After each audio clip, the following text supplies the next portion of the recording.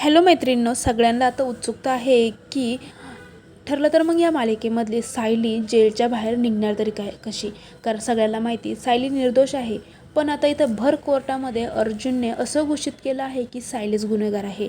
नक्की काय झालं आहे चला जाणून घेऊया, पण प्लीज त्याआधी चॅनलला सबस्क्राईब करा, व्हिडिओ लाईक करा.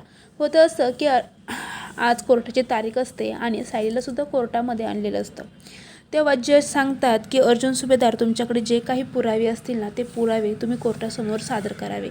तेव्हा त्या अर्जुनकडे शक्यतो काही पुरावे नसतातच. तेव्हा अर्जुन म्हणतो की मी असं मान्य करतो की जे काही आश्रमामध्ये जे काही गैरव्यवहार झालेले आहे ना त्यामध्ये सायलीचा हात होता आणि सायलीने ते सर्व काही करून आणलेलं आहे. आतापर्यंत कोर्टापुढे जे काही सायली विरोधात जे काही पुरावे सादर झाले आहे ते सर्व खरे आहे. आता हे सर्व ऐकल्यावरती सायली आणि घरच्यांना तो खूप धक्का बसतो की बाबा अर्जुन असं काय बोलतोय. ह्याच्या या बोलण्यामुळे सायलीला सजासुद्धा होऊ शकते. सायली म्हणते, अर्जुन तुम्ही काय बोलताय. तर अर्जुन म्हणतो, मी खरं तेच बोलतोय. तू गुन्हा केला आहे ना, तो गुन्हा तू सर्वांसमोर मान्य कर. सायली म्हणते, मी कोणताही गुन्हा केलेला नाही आहे. तेवढ्यात आता सायलीच्या ऑपोजिट ते जे काही वकील असतात ते उठून उभे राहतात आणि म्हणतात, वा सुभेदार, तुम्ही तर केस एकदम सॉल्व करून टाकली. तुम्ही तुमच्या तोंडानेच हा गुन्हा मान्य केला, हे बरं झालं.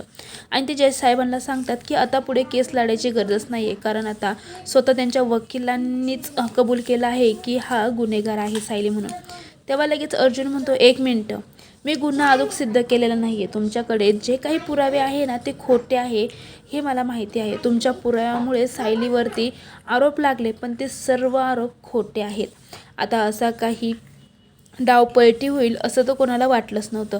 तर आता ह्या डावपलटी झाल्यामुळे सायली निर्दोष बाहेर सुटेल का नाही हे तर पुढील एपिसोडमध्येच आपल्याला कळणार आहे. त्यासाठी चॅनलला सबस्क्राईब करा, व्हिडिओ लाईक करा.